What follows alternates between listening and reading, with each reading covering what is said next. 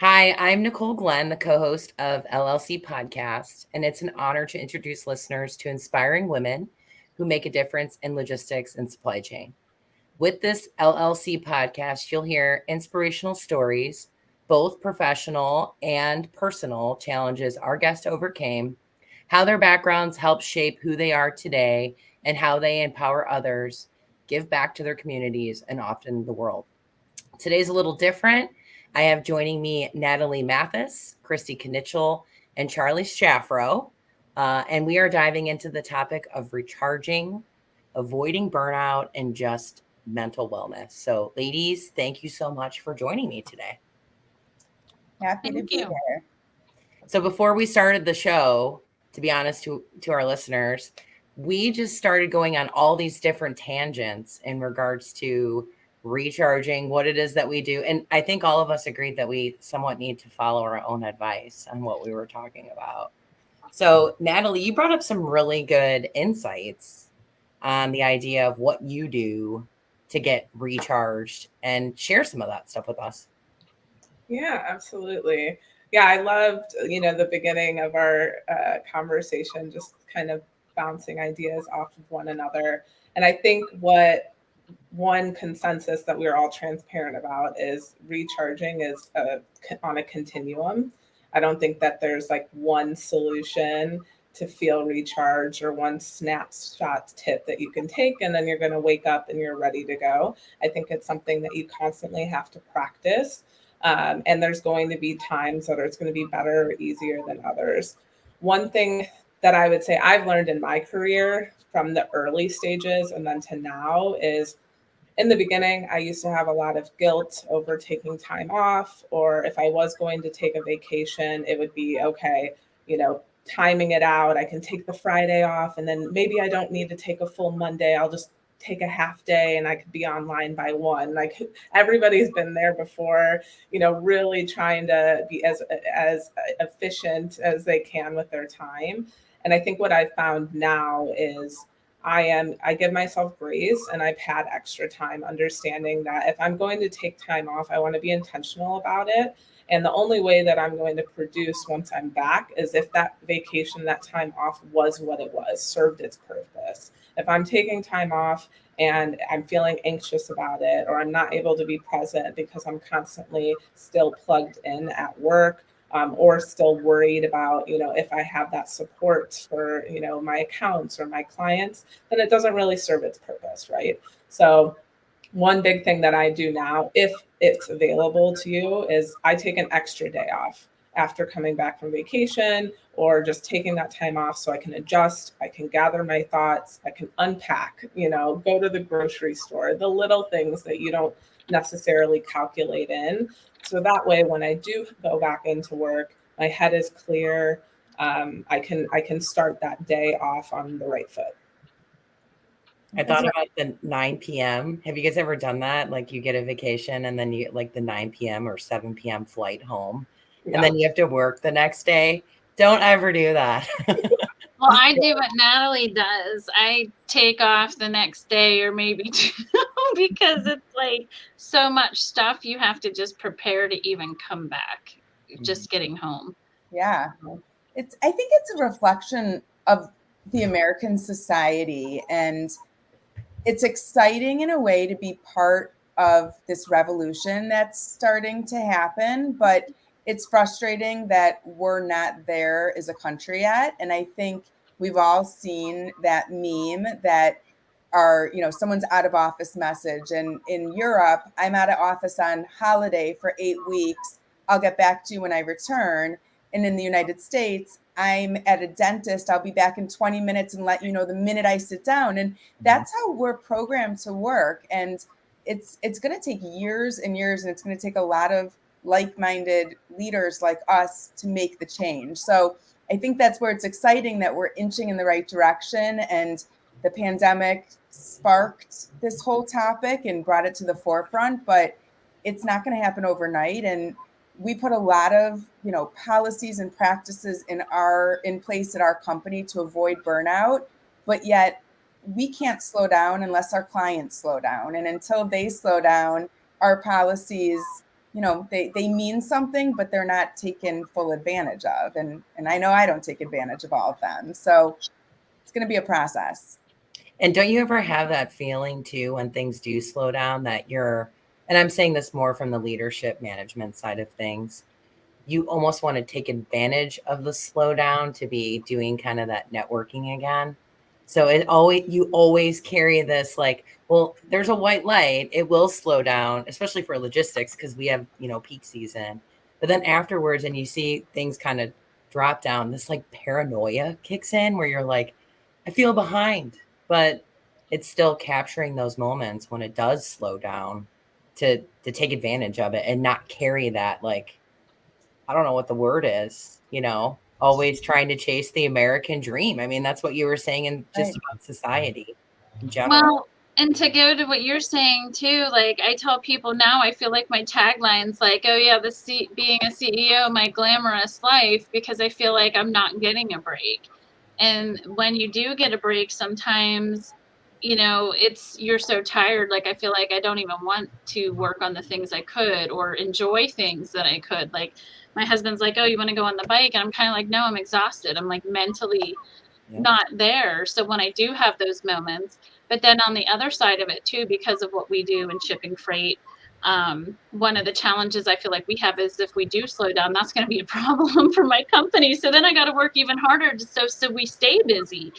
I mean, but I do think there's things that I can do myself to kind of delegate a little bit more. Or like, for example, I need an executive assistant because I still don't have one right now. I did, and now I need to get another one. And I know that will help me be able to do more, do more of what I need to do, but then also take some time off. But it is very hard, I will say, to really get that time. And I think it depends on your job, what your business is, or, there's just different factors, I think, depending on the industry you're in and what your role is. Because I think sometimes my husband's aunt said, well, you own the company. I thought you didn't do anything. I'm like, you thought I didn't do anything. I'm like, I do a lot of stuff, so it is very hard.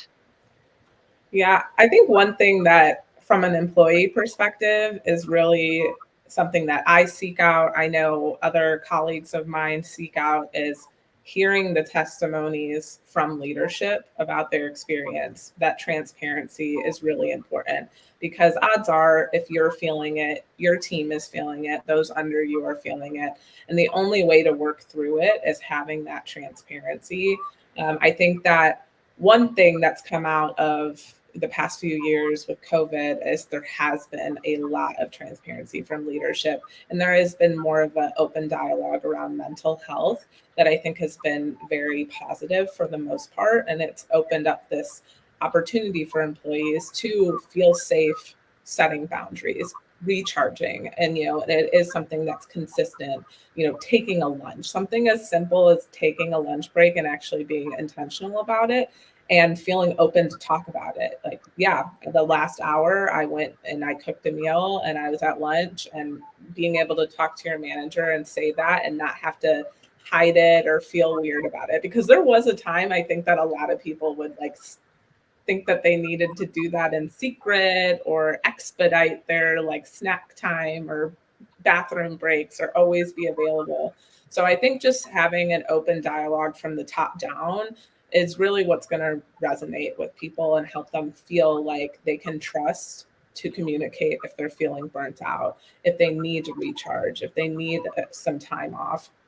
And one thing that I've been seeing more and more leaders post about on LinkedIn is the idea of, I don't care if you take a break in the morning, or I don't care if you start your morning an hour later or need to take 2 hours to go, to the doctor, take a break. As long as you are doing the work, as long as you are producing. And I think that's really important, like breaking down the 9 to 5 idea that you have to be online that whole time, proving your productivity by, responding to every little channel and reading every post and making an intentional comment on it because you want to prove that you're working. Just produce, do what you need to do, and use the time to take a break to allow for creativity. And I think a lot of companies are starting to recognize that and embrace it. And those are the companies that I think are going to find a lot of success down the road. It's hard on the transportation, like operational side for that, because they have constant, like I look at my team and it just feels so unbalanced. Like you have sales where they have that, right? They have that ability. Like someone sent me a message last night, NG, can I be off tomorrow? I'm like, sure, you know, on the sales side. When the operational side is off, it's like, hey, so-and-so, do you know so-and-so needs off so we can cover so-and-so and we can do this and we can move this person up. It's a little different on the operational side. But again, what I'm always stressing to my leadership team is it's the 80-20 rule in anything in my mind, right? We hear that consistently, 80-20. If people are productive 80% of their day, I mean, who cares on the other 20, right? And they need to be able to do that. I know. And Charlie, I'm always fascinated by your insight because you talk to so many companies and so many people that have probably had some great things. And then you probably sometimes go, I can't listen. I can't do this. Hearing what some people have been against with that stuff and what the expectation is in the workplace. I'll share something that is going on at our company that is it's really interesting as it relates to this topic. So we have flexible Fridays in place, and what a flexible Friday is and the way we presented it to our team when we made the decision was basically from Memorial Day to Labor Day, and it may continue if the program is successful. There are no internal meetings on Fridays. There are no deadlines on Fridays. We are empowering our team, because they are adults, to manage their Fridays the way they want to. If that means that they don't work on Fridays, kudos to them. If it means they work a half a day or an hour, or they just use the day to do the work they can't get done during the week, but no questions asked. And so we put this policy in place, and it's a weird market for us right now. If you guys haven't heard, the talent market is a little upside down. So it's hard to gauge the productivity when all this other stuff is going on. But employees came back to us after the first couple of weeks and felt like they were being tested. And they felt like, you're telling us not to work, but there's so much work and we need to work on Fridays. So we're not really getting the benefit. We're just actually feeling more stressed. And it was a wake-up call for our leadership team, because that was never our intention. Like, it's a time management thing. And we are just saying, you have permission to take Fridays off if that is how you choose to work. Half of our team hits their goals. They crank through Monday through Thursday and they truly enjoy the Friday off.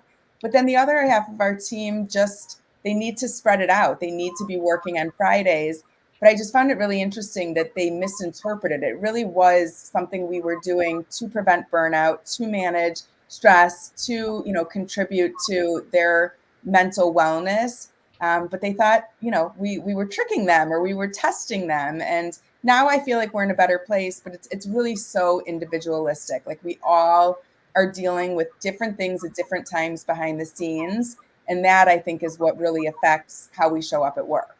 Well, Charlie, you put a post out there. I remember commenting on this because you were saying the same thing about unlimited vacation. Mm-hmm. It creates this ambiguity. Should I not? Is this going to be on my performance review?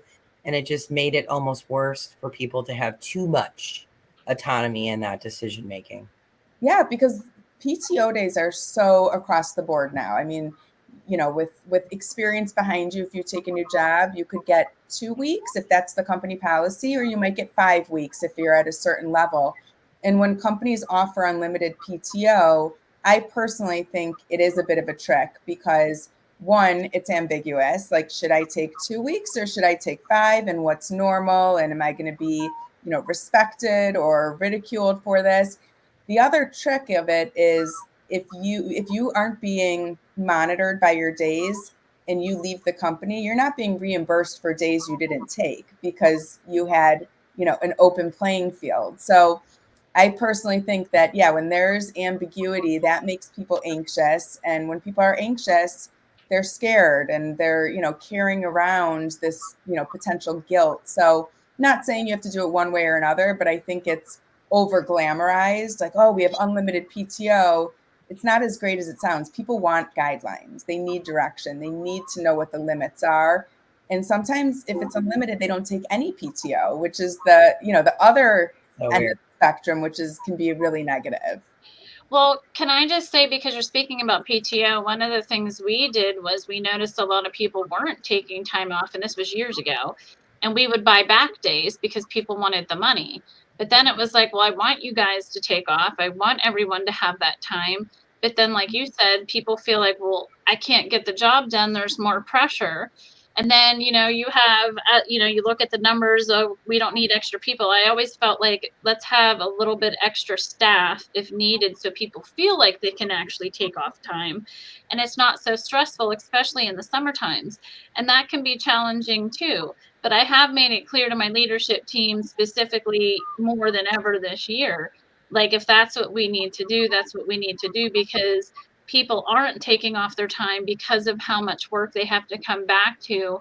And it doesn't necessarily warrant us to say, hire someone to help with that work, because it's only going to be a couple weeks, or the summertime is horrible, because everyone's taking off and you're short staffed. But I think as a leader, it's our job too to make sure they feel they can take that time off. I want them to take that time off. I know it's hard for me to take time off, and I don't want them to feel like they can't. And I think that's extremely important, in any business.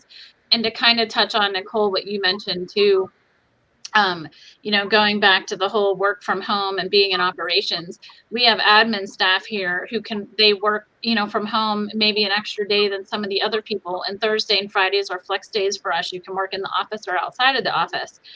But the challenge with that too is, maybe not them, as long as you're productive, I don't care. It doesn't matter to me. But on the ops side, with the collaborativeness on like booking freight, those teams on the operation side are better in the office, and we have data that proves they're better in the office.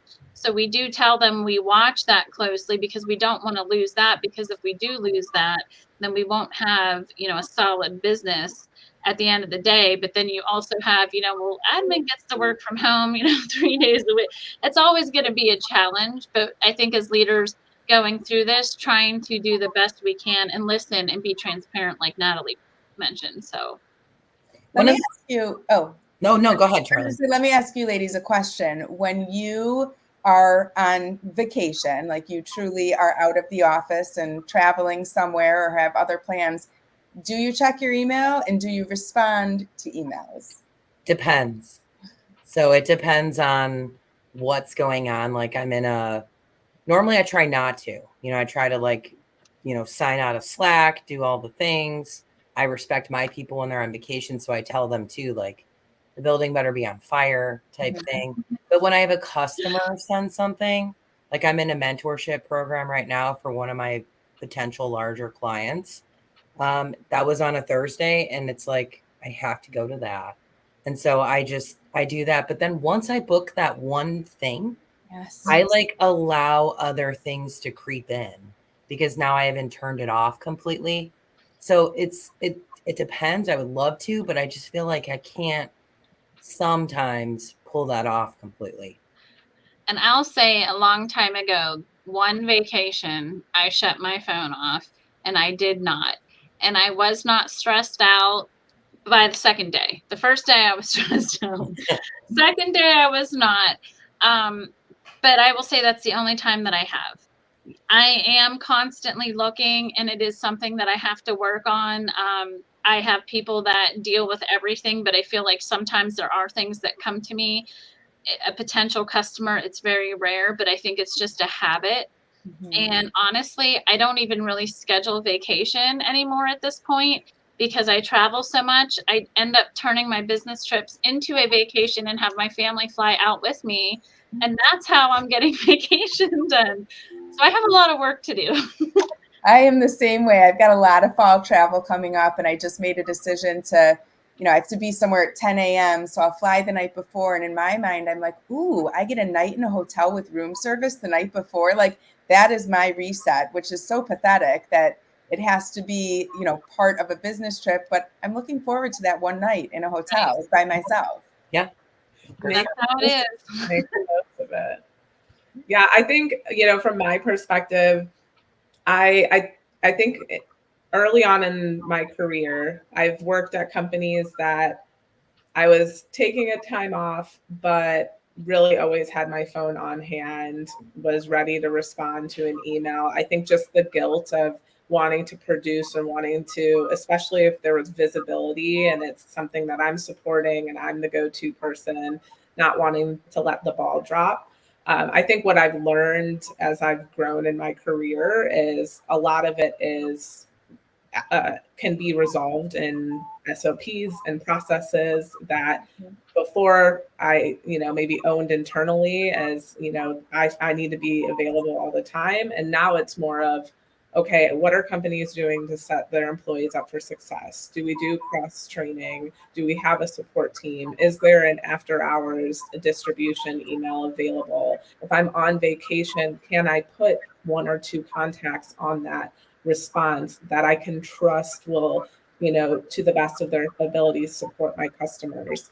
And is there enough understanding that during that time, they're going to support what they can and then trust that when I come back, we'll resolve it. I think the supply chain industry is very unique because unlike other industries, an escalation email, it might be fine to take 48 hours, 72 hours, whereas a escalation email from a customer that really needs their product, that urgency is always on. So I think it really, for this industry specifically, SOPs are so important for those who are taking time off, having enough staff to support. And if there is a shortage, just being prepared for that person who's going off, okay, what's the plan that we're going to do in the interim? Because everybody does deserve to take that time off and hopefully be able to be intentional to the best of their abilities. For me, when I see, like, we had a situation where a brand new customer, tendered a load over, not built in our system yet, like not at all how we do things. But sometimes that happens, right? A customer just goes, hey, here you go. So the person that knew what was going on was on vacation. And like a lot of people's first response was, hey, let's just call him really quick. And I just do this like mayday to my people to go, absolutely not. We can figure this out.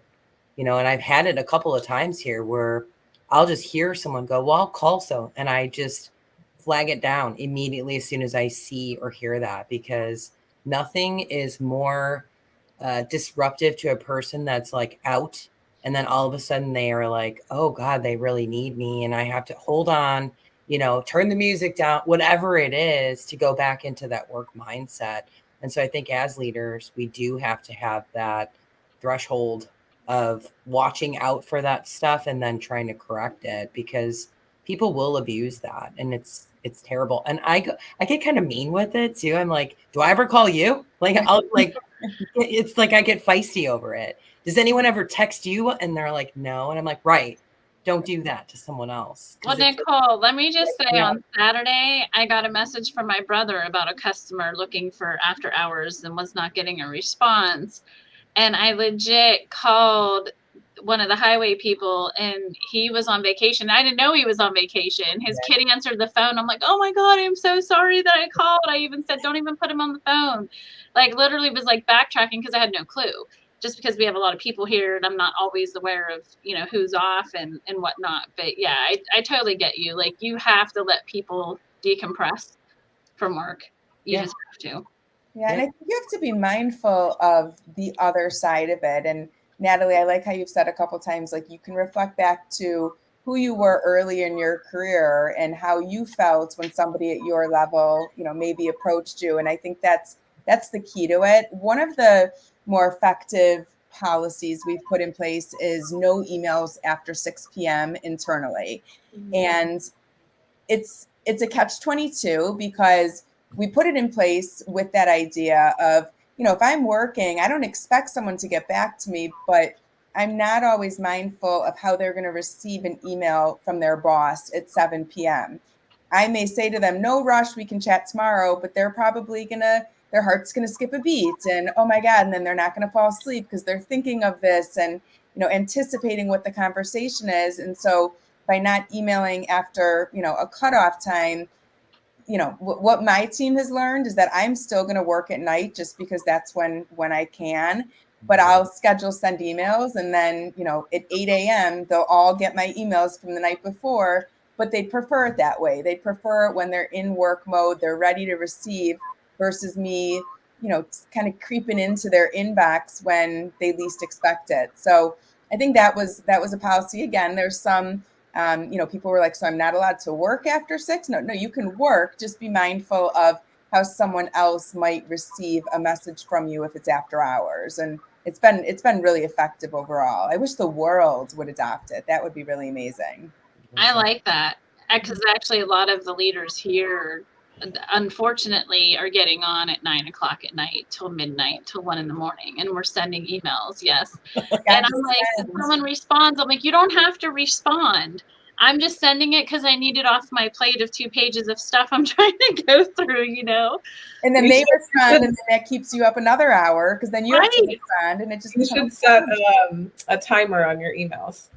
Draft them up and set a timer so that they get sent, at 9 a.m. And so I learned this. This is new today. So thank you for sharing. I'll even show you, Kristy, how you do it. I need to know. If you have Outlook, I'll show you. I schedule sends everything, but then there's, if I'm making a note in our system, there's no way to, advance the time. So there's some things that slip through the cracks, but for the most part, schedule send is a great feature in email to control when they're going to receive the message. You can work whenever you want. Just be mindful of when and how they'll receive it.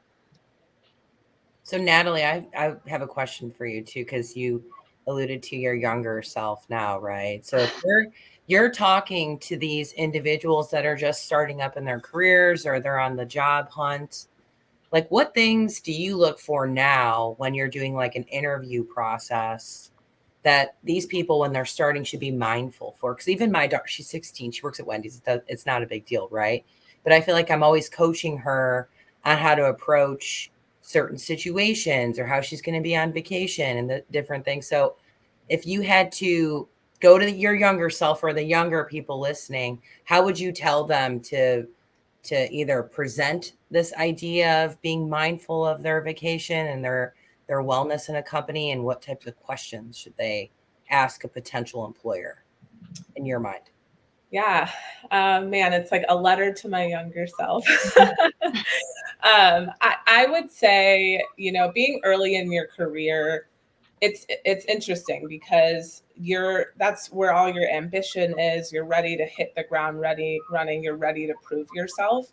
I think what I would have reminded myself is, I am an asset. I have something to bring. So while that hunger to prove yourself is great and that ambition will take me to places, asking questions and being curious is not going to take away from that. It's not going to discredit. So I know something that I do now that I didn't do before is in the interview process, when they ask you, do you have any questions for me? Take advantage of that. Ask and ask and ask. I think before I was nervous in those processes, and maybe I would ask a couple like foundational questions, but now I'm really trying to get to the core of who the company is, who I'm going to be working with. What is the team that I'm going to be interviewing for like? What is my manager's management style? They will, you get asked scenario questions and how you would handle those. I tend to flip those on, the people that I'm interviewing with, because I'd like to understand, how do you handle escalations and burnout across your team? How do you keep a culture in a remote work environment so that people feel supported and connected? That's what I'd like to know. And, Charlie, you made a great point earlier about PTO policies. I definitely keep those in mind. I've worked in companies that have an actual PTO policy enforced, and I've worked with companies that do unlimited PTO, and I've seen the ups and downs of both. And I do think that where there is ambiguity with unlimited PTO, it's often because it's connected to a culture that does not support, people prioritizing their mental health. So it's kind of this hidden opponent of, we'll give it to you, but we're not going to talk about it. And we're going to create, deadlines that are not feasible for you to really succeed and take time off. Whereas others who will offer that, but actually really reinforce it and, tell you, hey, when we say unlimited PTO, this is what the average employee takes within our policy. So you can have a benchmark. So for me, I think the biggest advice is, interview your companies the same way they interview you. It's a partnership. When you're signing on to work for a company, it's a two-way street. You are wanting to get out of, this company the same, just as much as they are trying to get out of you as an employee. So you have to make sure that that works. I mean, you're dedicating probably 60 to 80% of your week to these people, to their mission, to your position. Make sure that it makes sense and it's a position you're excited about and you want to post about and you want to represent when you're at happy hour. I have come from places where, having a drink with my girlfriends, I didn't want to say where I worked because I genuinely didn't feel like it was a fit. And I've had places where I was shouting it from the rooftops. So I think that was a big lesson for me. I love all of that. I'm sorry, but that was just awesome. I love it. I love it. And I think that's a very valid interview question to ask if asked at the right time in the process in the right way. And a good way to position it is, I don't intend to overuse my time out of the office, but what are your policies? Do you have a buddy system? Am I expected to check in while I'm out of the office? And I think exactly what you said, Nathalie, it's a reflection of the culture. So while you actually want to know the answer, it's also going to give you some really good insight as to how that company, treats their employees, respects their employees. And I'll be honest, if someone asked me that question 5 years ago, I would have just said, work as hard as you can until you're off. And then when you get back in, try and, pick it back up where you left off, but enjoy your time. Now I can confidently say we have a buddy system. You do for others as they do for you. People are willing to carry your load while you're out because they know you're going to carry theirs. And I think it's an important thing to promote, and anyone coming into a company should be inquisitive in that respect. So I have a question for you guys too, because my company is on its 5th year. So we'll be 6 years next May. And so I always realized I went back in my career too, to my younger self and then keep going. And I realized like every 5 to 7 years, I would get to a point where I was at burnout. Right. So I'm like, how do I alleviate this problem? So I rolled out a policy that my teammates, also their normal vacation they get, and then they get a 1 month sabbatical that they have to take. You have 1 month off consistent, like you disappear and your normal vacation's still there. I guess as another owner, how do you feel about that? And then Nathalie, with it being 7 years in my policy, when you're going to go work somewhere, is that like exciting, discouraging? Is 7 years too long? Like what is a good concept that you guys think for something like that? And should companies offer that, or is it more of like a carrot? Like I really have to work here for 7 years. Okay. Like, what are your thoughts on that? We just put a sabbatical program in place, and you're making me now reconsider it because we did it a little reactively. I mean, we did it with our first employee who hit 10 years. So now that is a policy. When you hit 10 years, you get a month off. And I'm really proud of how she handled herself while she was out. Like she literally deleted her email from her phone, deleted her Slack. And then she took 2 days on the back end to catch up before she came back into the company. I think it's a great motivator. It is a real carrot. It's not, I'm not dangling it just to see if anyone can make it. We actually just had our second 10-year anniversary. So now it's starting to happen and we're proving it. But it may be too long. I think 7 years sounds like a more appropriate mark in time where people need that reset.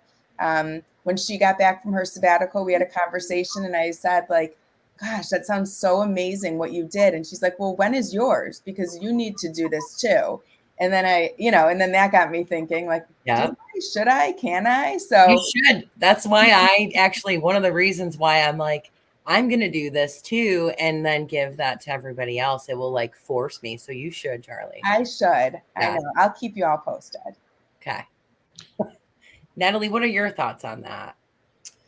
I've actually never heard of a sabbatical policy before, but I am intrigued. I think from the employee perspective, for me, it would be, you know, what would be more important than, you know, reaching that 7-year or 10-year goal of that sabbatical is, can I see myself being at this company for 7 years? Are there opportunities for me to grow and excel that are going to keep me here so I wouldn't turn my eye? You know, we are in, and I know Charlie, I'm sure you can really speak to this, but where we are in the current, you know, market, you know, it's very, employees are looking for new jobs. They are trying to find a fit where they can really grow. They're asking the questions, and companies too are looking to be competitive in that space.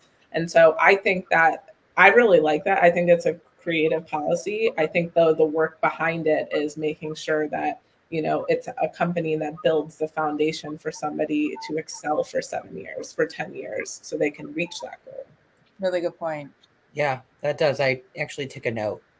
Well, I appreciate the conversation because I didn't think anything about that other than the fact that I have numerous people who have been here from 12 years up to 24 years. And obviously, the longer you're here, I want to say the one that's at 24 years probably has, 5 weeks vacation, another 6 days paid off, probably 2.5 months off for the whole year. But then part of me is also like, I know when she takes 2 weeks off in a row, the group struggles. So then it goes back to, do we have enough people so that the other employees don't feel the pain? So I don't know. I think that's something that we have to talk about. What I'd love to do it. Absolutely. How do you make it work in the environment that we're in, at our size? And I think every department's going to be different, because I can tell you, even in my finance group, when one girl's off one day, it's stress, and we are trying to hire some additional people, like I said, but I don't know how that's going to put pressure on the other people to pick up that person's job, so to speak, during that whole month. I don't know. What are your thoughts on that? Or Nicole, if you're doing it? I haven't done it yet. And this is why, I mean, I did it at 7 years, and I was saying to someone who's been here, because a lot of our people have been here almost the length of us being in existence. I was like, is your sabbatical is coming this year? She's like, no, you made it 7 years. I was like, sorry, but we're going to have a lot of people hit it at once. Right. And so we put some policies behind it. You have to actually, we'll look at who's due that year. And then we're going to have a 60-day plan. So it'll be, they have to book it 60 days in advance. And we have all these different things with it to ensure that we're set to do that and pull it off, and I don't know, but I'm excited to see how it goes. I mean, Charlie already had it. Right. So, I mean, there was a post on LinkedIn a couple weeks ago where somebody was saying sabbaticals are stupid, and if you're ever offered one, don't take it, because what the company does while you're gone is they figure out how to work without you, and you make yourself replaceable. My thoughts were the opposite. When Beth was out for a month, I missed her every second, and I realized how valuable she was. I was challenged to make decisions that I usually empower her to make. And I will say I only made one bad decision in the whole month that she was gone. But, it was a good lesson for everyone, because we really appreciated her contribution. And it really, I had to step up and do things that are normally out of my comfort zone. Same with the team. So if anything, I would say it really helped the morale and just kept people focused on what's important. And she came back, and after 2 days, it felt like she was never gone. So it's possible. It's just really hard to stomach and make it a real thing. But once you do, I would say it's definitely a selling point and a retention tactic for sure. Right. And I'd be interested, Nicole, how yours would play out, or how your other people see that. And maybe the ones that aren't there, if they see that as oh, I can't wait till mine, or, oh, this is going to cause me some issues while this person's out. Because again, I think that's the thing we have to figure out. The only thing that I'm concerned about is not will people pick up the slack, because everyone in our company gets paid bonus and commission, whether they Right. produce revenue or not, right? So there's going to be people that, while say so and so is out, I'm going to make a lot more money while they're gone too, to cover that additional business. The only thing, and I'm trying to think of how I can even make this work since we're not there yet, is someone who leaves for a month, is that going to hurt them because they count on that commission and bonus money? So I haven't got that far yet in thinking about it. But it is something that I originally went, Right. it might be impactful somebody, because I mean everybody counts on commission and bonus eventually. So Well, and I don't disagree that like people, they will step up and they will do it, but then how is their mindset while they're doing it? And then the same token, like you said, do they get paid? Do they still get a part of that? Because obviously we have team incentive, you have an individual incentive, so that definitely comes into play too. But I definitely think it's something interesting to look into more. yeah. It's kind of like a maternity leave. Like you find out one of your team members is pregnant and you're like, oh my God, we'll never make it without them. And Right. then they leave and a miracle happens. They have a baby, they come back, and it's like we all did it. So things just seem harder when you overthink them. And I think this is a subject we, as leaders, we all overthink because we assume the burden will come back to us. And if it's a team, it's a community, and we're all supporting each other. So it's also important to note a sabbatical is a full month out versus 2 weeks here, 2 days there. And I think that's what the reward really is, and what the reset is about, is like, create another lifestyle in these 4 weeks, and see how you like not working. And usually they're going to want to come back and be productive. Right. Well, ladies, we have to wrap. I mean, I can't believe that conversation went so quick. Thank you guys for the conversation today. And I did want to say, we'll put some more information out, but we are going to have a TED Talk speaker, I think in the month of September, that's going to be all around burnout. Oh, So, and it's incorporating, her role as a parent and, running her business that she had. So, we'll keep you guys posted on that too, as an addition to what we talked about today. So again, thank you, ladies, and we'll see you all soon. Okay. Thank you.